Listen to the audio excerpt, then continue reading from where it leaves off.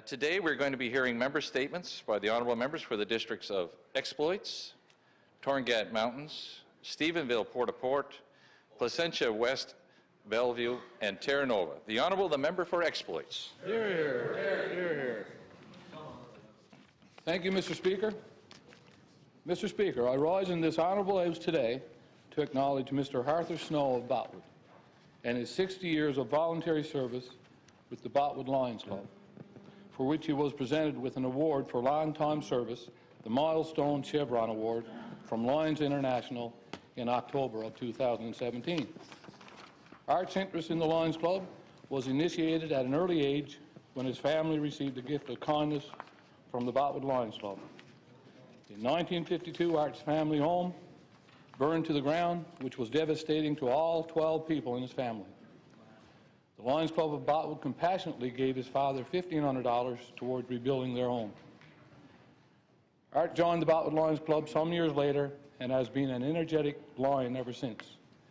At age 84 years of age, Art is still very active in the Lions and is currently the only person to have achieved 60 years of service. He takes great pride in knowing he has been involved with helping so many people in his community as well as across the globe.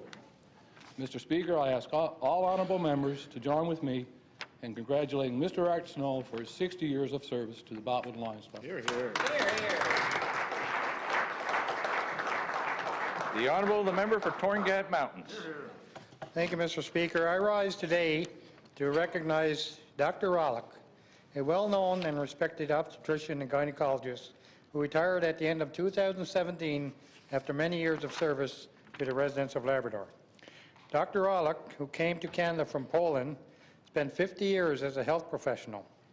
In 1986, he accepted a position in St. Anthony, and in 1989, he was asked to go to Labrador for 1 year. He never left.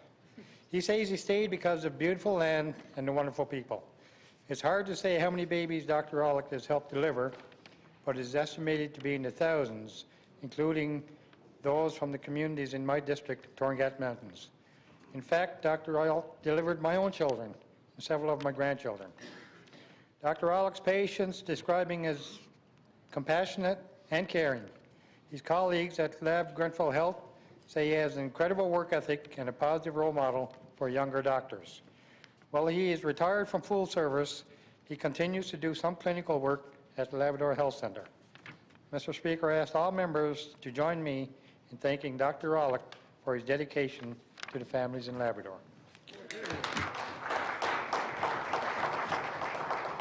The Honourable, the member for Stephenville-Port. Mr. Speaker, in the town of Kippens, they refer to her as their golden girl.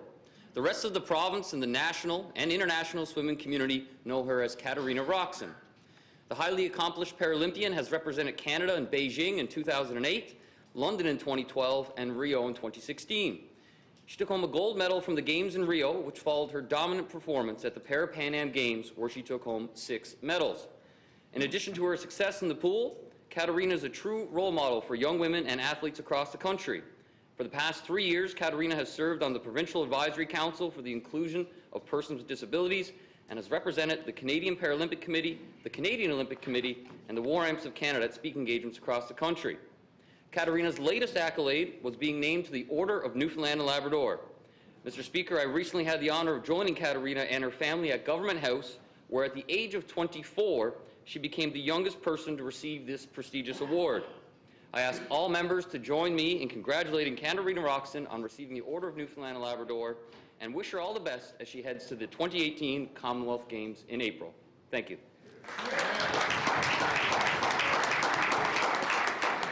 The Honourable, the member for Placentia West-Bellevue. Yes, Mr. Speaker, she's done it again. From silver in Sochi to gold and bronze in Pyeongchang, Marystown's own Caitlin Osmond has soared to new Olympic heights. Caitlin dazzled audiences in Korea, and her Olympic pursuit easily captured the Canadian imagination with her unrivaled class and grace. In the stadium where her parents, Jeff and Jackie, she received roaring cheers from Canada, from her siblings, Natasha and Gary, her grandparents, and of course all of her loyal Marystown fans, including yours truly. From the early mornings on the ice in Marystown to her mainland training to the devastating injuries that nearly derailed her career, nothing has held this young woman back. Over the weekend, the Premier and I had a chance to speak with Caitlin by phone. We conveyed to her the overwhelming support for her in Marystown, but across all of the province. And we will be working closely with her and her family as we coordinate her return to the province in April. We will be honouring her in a very big way, and I will keep the House informed. Mr. Speaker, I ask all honourable members to join me and the people of Marystown, Newfoundland and Labrador and Canada in saying congratulations to our hometown champion and the latest Olympic gold medalist from Newfoundland and Labrador, Caitlin Osmond. Here, here. Boom.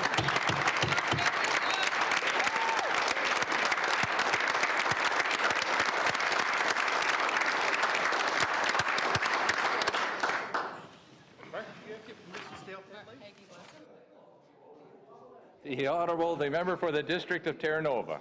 It's certainly hard to follow that act, Mr. Speaker. I rise in this honourable House to acknowledge the outstanding accomplishments of a modern-day Florence Nightingale, Major Annette Vardy. While only in her 20s, Major Vardy joined the Salvation Army, training as a nurse at the Grace Hospital. Throughout her life, Major Vardy has lived on mainland Canada, London, England, and India, where she spent 30 years as a medical missionary. On January 21st, in honour of Major Vardy's 100th birthday, the community came together at the Salvation Army Citadel in Clarenville. During the celebration, Major Vardy's frequent balcony-style commentary was a testament to her comical and witty personality. Annette was recognized as one of the 150 Faces of Clarenville, which honours those who have had measurable impact on the community through their contributions, accomplishments, and perseverance. In addressing the crowd, Major Vardy said, "I don't know how much longer I have. I don't care too much, but I say, Lord, just a little bit longer." I ask all honourable members to join me in congratulating Major Annette Vardy on her 100th birthday and our gratitude for a lifetime dedicated to the Salvation Army and the people of India.